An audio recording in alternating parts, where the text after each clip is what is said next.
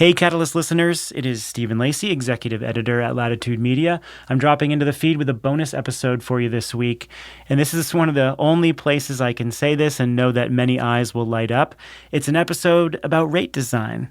Actually, it's about a person central to the history of modern electricity rates, an economist named Ahmad Faruqui. Our team at Latitude Studios co-produces a podcast with GridX called With Great Power. We've dropped an episode into this feed before. It's all about the people who are pushing change in the power sector.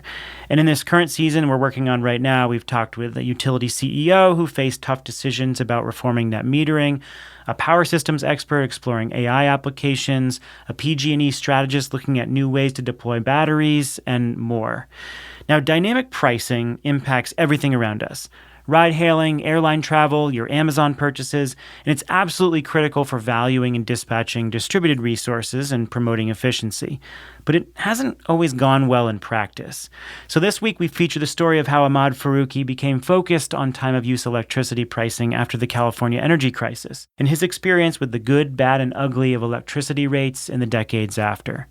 And if you like this episode, you're in luck. Ahmad's going to be joining me live on June 13th at 1 p.m. Eastern alongside Scott Engstrom, who is the co-founder and chief customer officer of GridX. We're going to examine the imperative of good rate design and the consequences of getting it wrong.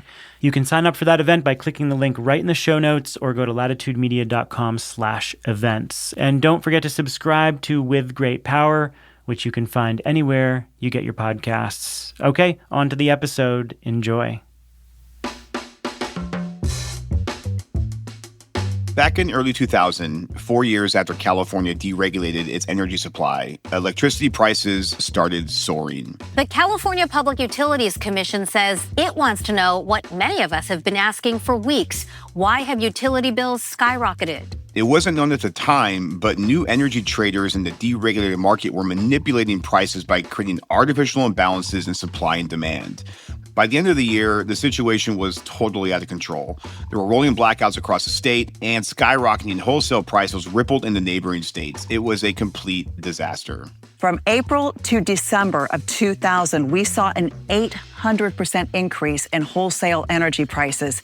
And that was the start of months of rolling blackouts across the state that put lives at risk and hurt the economy. In the aftermath of the crisis, California restructured its market again. And that new market called for better ways to charge customers for electricity. The California energy crisis of 2000, 2001 shook up the world quite a bit, the world of electricity, and that's when smart meters began to finally be considered and rolled out. After 20 years studying dynamic rates, Ahmad Faruqui finally saw an opportunity to test out innovative billing schemes. Unlike analog meters, smart meters could track electricity consumption every hour, which meant utilities could charge different prices each hour based on overall demand. This is a concept known as time-of-use pricing. And California became one of the first states in the country to do a pricing pilot, a brand new kind of pricing pilot with 2,500 customers and 3 utilities working jointly in that pilot along with the 2 commissions. But the pilot wasn't a hit with customers. They didn't understand why electricity seemed to be getting more expensive, not less.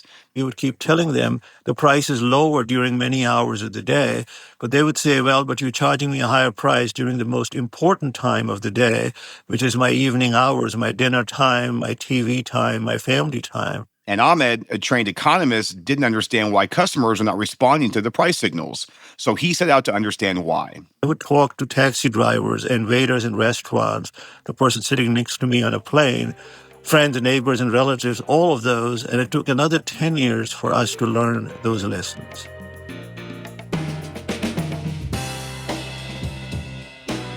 This is With Great Power, a show about the people building the future grid today. I'm Brad Langley. Some people say utilities are slow to change, they don't innovate fast enough. And while that might not always seem like the most cutting-edge industry, there are lots of really smart people working really hard to make the grid cleaner, more reliable, and customer-centric. This week, I'm speaking with Ahmad Faruqui, a former principal at the Brattle Group and an expert in rate design.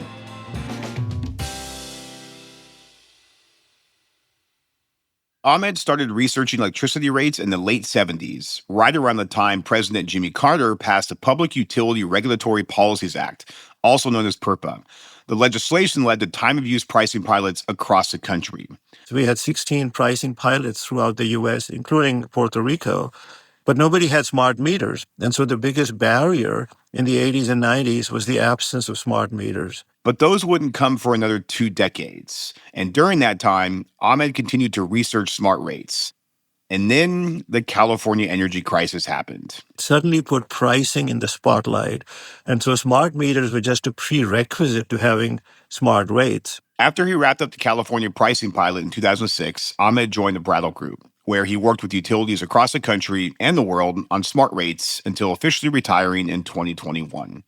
So I started our interview by asking Ahmed how pricing pilots evolved in the years following the energy crisis. You worked on projects in Maryland, Connecticut, Illinois, Florida, Ontario, lots of places with different demographics. How did these projects change over the 20 years you worked on them? Did you see a steady evolution? I have to say, there was definitely some change in those experiments, the pilots across the different regions that you mentioned. I also worked on some of these issues internationally. There was a common thread, though, which is, will customers really want to be on these rates? What do we need to do to customers on the rates? Because unless the customers take the rates, it's not going to do anything to peak demand or electricity cost, et cetera. The change that came was through a technology, not digital meters, but through electric cars. Electric cars, or EVs as they're called, were the defining moment. Customers finally realized that they can lower their charging cost if they just charge during the off-peak hours, which typically were in the nighttime. So I think now, so this is about 5 to 10 years ago, EVs arrive on the scene, and suddenly there is a customer longing for a lower rate, and the time of use pricing finally came of age, I would say, just about 21 years after the experiment in California. Do you see another kind of killer application emerging? I know we hear a lot about heat pumps. Do you think heat pumps might have the same impact to kind of get people more towards dynamic pricing? So heat pumps actually came up for discussion about 5 years ago. I was talking to a person in Illinois who was asking me, can time of use prices help promote heat pump penetration? And I thought hard about it, and I concluded it by itself cannot, because a heat pump, which is both an air conditioner in the summer and a heat source in the winter, will be running precisely when there is a peak situation in the summer or a peak situation in the winter. Actually, it'll create a peak demand in the winter that currently doesn't exist. So a heat pump and time of use rates will not necessarily, it won't be a good marriage, so to speak, but what will make a difference, and this is not time of use rates, but it is a marginal cost pricing rate that I have in mind. So what you would do is, for a customer who buys a heat pump, you would say, we're going to give you a lower price for just using the heat pump. Your bill for everything else will stay unchanged, but you're adding a new beneficial electrification load, so we're going to price that at marginal cost. And with today's digital technologies and AI, they can easily track how much electricity the heat pump is using. So if the average rate, like for example here in California in the PG&E service area, is 40 cents on average for the typical house, for the heat pump usage it'll be 10 cents. And you could add a time of use layer on it too, but it'll be a substantially lower price just for the heat pump. If you pull out your crystal ball, how do you see this influx of DERs continuing to impact rate design? So DERs, by which I guess for me, energy efficiency is a DER, demand response or load flexibility is a DER, and so is solar and batteries and electric cars. So all of these new technologies lumped together are DERs. Some of them will raise load growth, EVs and heat pumps certainly being those two. But then there are other DERs which will lower load growth, like energy efficiency, demand response, and certainly solar. So what will be the net effect of those is anybody's guess at this point in time. So there are some people who are saying it'll lead to incredible load growth. And some are excited about it. They're salivating on the prospects of more revenue coming in. But the customer is equally smart and digital, and they will undertake steps to manage their bill. So I have a hunch it may cancel out, but it may not cancel out. And right now the crystal ball is very fuzzy. The other major issue, especially in California, is the duck curve and peak demand in general. Talk a little bit about the nexus of peak demand and dynamic rates. Yes, the duck curve has become more pointed with the passage of time. And if you look at places like Australia or Hawaii, it is even more pronounced. So what we will see happen, let's say with time of use pricing and maybe dynamic pricing as well. Dynamic pricing is just a more sophisticated version of time of use pricing. In Australia, they have introduced what they call the sponge tariff. And it is basically the off-peak period is now in the afternoon as opposed to at night. And that's what we will begin to see happen is time of use pricing will still be there, but the periods will shift from, like, for example, for PG&E, the peak period about 30 years ago was from noon to 6 p.m. Then it shifted to 2 to 7 p.m. And now it's shifted to 4 to 9 p.m. The peak will keep on going into the later evening, early nighttime hours, and the off peak will be in the middle of the day when the sun is shining and you have a lot of solar generation, both supply side and customer side. Maybe for the benefit of our audience, taking a quick step back, because we're using different terms here. In your expert opinion, what's the difference between time of use pricing and dynamic pricing? The time of use pricing simply means that prices vary across the time periods of a day. So there's a peak period, a mid-peak period, and an off-peak period. They are the same hours every day, and they are the same prices every day. Dynamic pricing says, well, but on 100 to 200 hours of the year, the power system has a critical condition. There might be outages because there's a shortage of supply. And therefore, in those few hours, 100 to 200 hours, we have to have even higher prices. And that's what creates a dynamic price. It's kind of like surge pricing that Uber has. So we've seen success of time of use rates across the country. Here in California, Southern California Edison, PG&E, SCE even, showed that time of use rates could shift peak demand. Utilities like PSEG Long Island have rolled out a really successful pilot that leads to bill savings and load shift. And there's so many more examples of utilities that are doing this successfully. Why do you think it's taking so long for the utility industry to adopt dynamic rate structures or TOU rates en masse? It just feels like a no-brainer. What's stopping utilities from doing this? Part of it is cultural inertia. It's something new and different. They haven't done it. There's also a very strong engineering and financial mindset that is concerned that they will lead to revenue loss. And that concern, by the way, has been there since 1979. Revenue loss. Only the free riders will take these rates, the ones who see immediately a lower bill without taking any action. Even though there is so much empirical evidence that that is not the case. You mentioned PSEG Long Island. That is absolutely a sterling example, a successful example. I believe LIPA is doing something very similar also in New York. And in New Jersey, PSEG is introducing optional time of use rates, which I helped design. I testified in that case, one of the exceptions I had in my retirement. So I believe we are beginning to see change happen that we have not seen in years. Actually, the person who reached out to me from PSEG New Jersey, he said to me, we have waited for 10 years to reach out to you. Now you're retired. Now you're ready to do it. Can you please make an exception? So I said, yes, I'll make an exception. And, in places like the state of Washington, even in Nova Scotia, in Canada, so people in these new areas still continue to think that their customers are different. So everyone feels the need to do their own pilot, which is fine, but let's not get stuck in doing pilots forever. Let's try to actually move to actual implementation. And my advice is you don't really need to do a pilot because we already have 400 pilots across the globe. People do respond. Not everyone responds, but you don't need everyone responding. How do we make this simple for customers? How do we get them to understand very complex topics so they're more inclined to take advantage of these types of programs? I think every customer understands the benefits of a sale. Macy's, Nordstrom's, they all have sales. Everyone knows that. Everybody also knows terms like rewards and rebates. People don't like to think about higher prices, so let's stop emphasizing the higher price. Let's start emphasizing the lower price. And I know there's a bit of a bait and switch trap that we could fall into, so we have to do it carefully and honestly.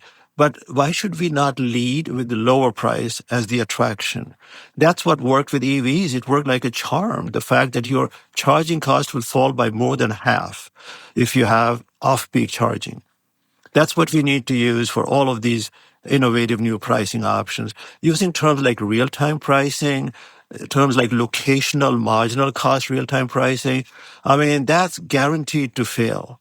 While we're talking about different kind of compare and contrast topics, I'd love to get your opinion. A lot of conversation around time of use specifically is opt-in versus opt-out. Maybe spend a few minutes talking about the difference between opt-in and opt-out, and if you fall on one side of the fence for which one you think is better for the industry and for customers. So for years, I was a big supporter of opt-out pricing. My view was that is the cost of service.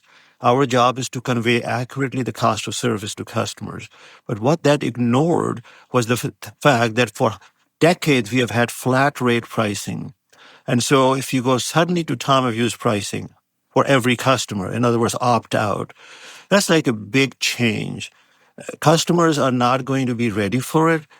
So if you are interested in doing ultimately cost-based opt-out pricing, do it gradually. Begin with opt-in.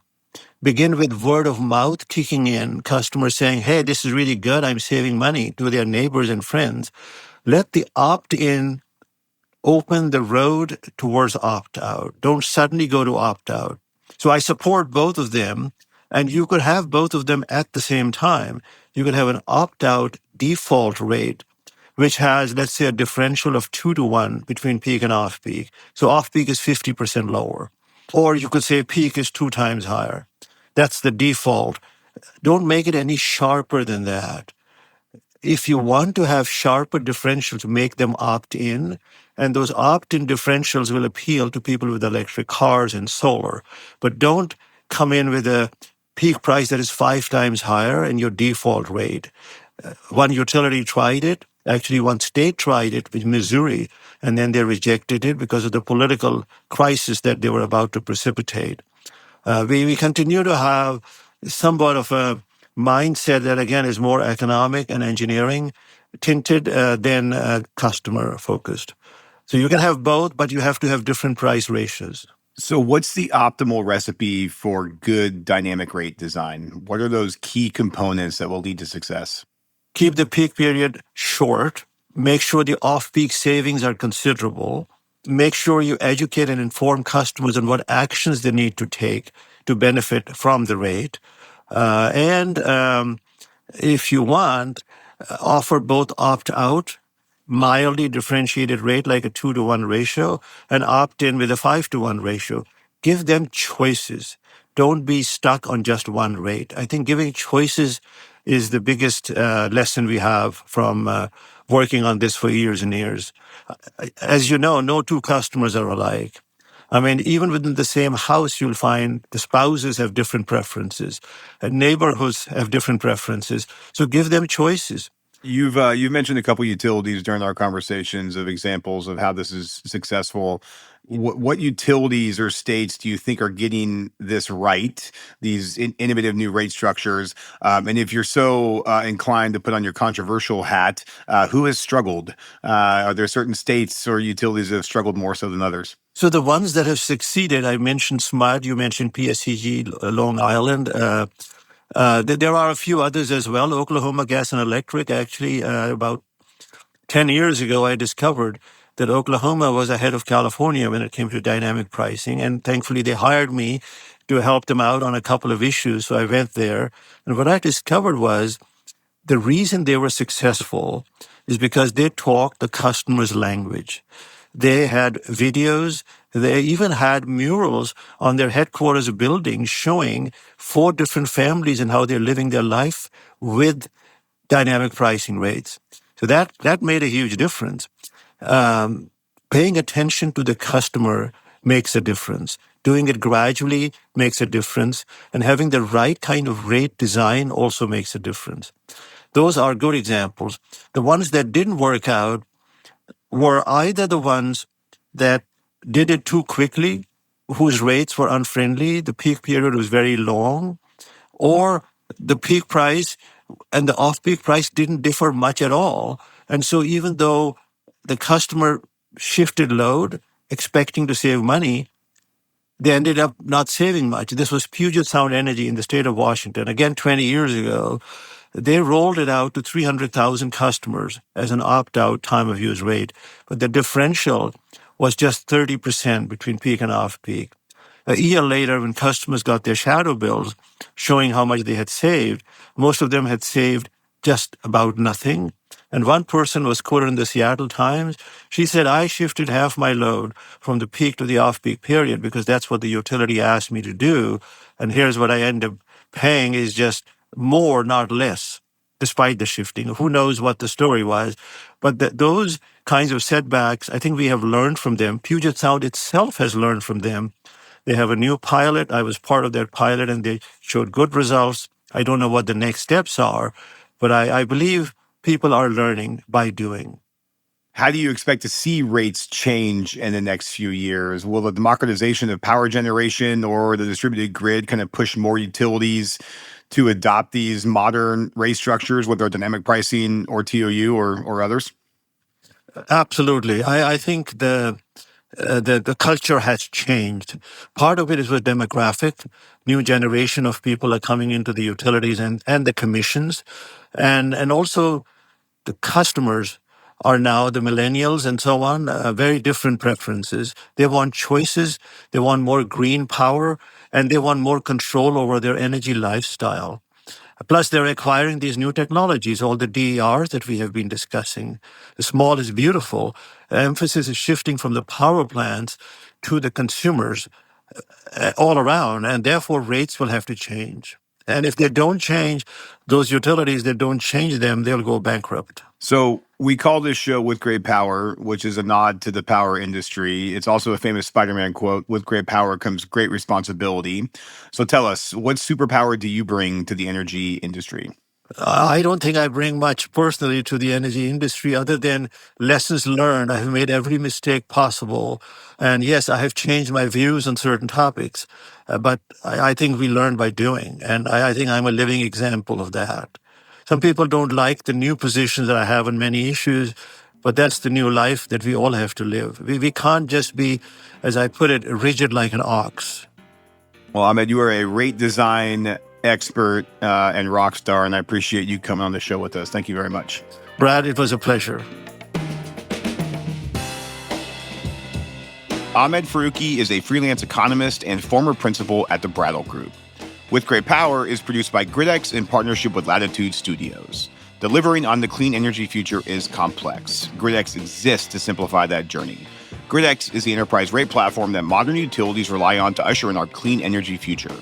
We design and implement emerging rate structures, and we increase consumer investment in clean energy, all while managing the complex billing needs of a distributed grid. Our production team includes Aaron Hardick and Mary Catherine O'Connor. Ann Bailey is our senior editor. Stephen Lacey is our executive editor. The original theme song is from Sean Marquand. Roy Campanella mixed the show. And the GridX production team includes Jenny Barber, Samantha McCabe, and myself, Brad Langley. If this show is providing value for you, and we really hope it is, we'd love if you could help us spread the word. You can rate or review us at Apple and Spotify, or you can share a link with a friend, colleague, or the energy nerd in your life. As always, thanks for listening. I'm Brad Langley.